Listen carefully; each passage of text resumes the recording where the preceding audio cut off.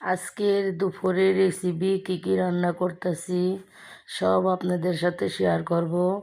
এখন আমি টমেটো ভর্তা করব। পেঁয়াজ মরিচ ভাজলাম। এখন টমেটোটা পেঁয়াজ মরিচ দিয়ে মাখায়া সরিষার তেল দিয়ে দিলাম।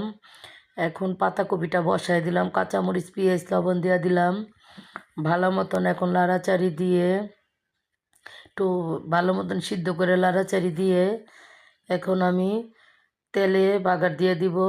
এখন আমি কড়াইতে তেল দিয়ে দিলাম। তেলটা ভালো মতন গরম হবে। আমি এখন পেঁয়াজ দিয়ে দিব।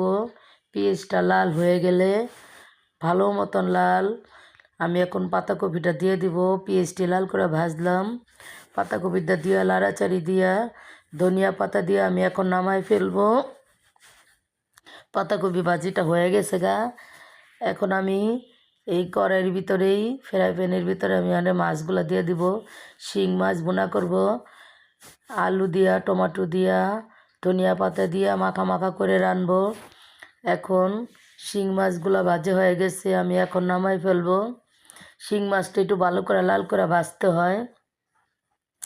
ভাজা হয়ে গেছে গা। এখন এখন নামাই ফেলবো। নামাই ফেলে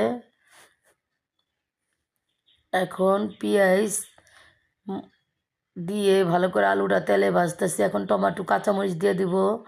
এখন মশলা দিয়ে দিব। মশলা দিয়া একটু পানি দিয়ে দিব ভালো মতন কষায়া। এখন আমি মাছ দিয়ে দিব। আমার রান্নাটা যদি ভালো লাগে লাইক কমেন্ট শেয়ার করে দিয়ে। আল্লাহ হাফেজ, শুভ দুপুর।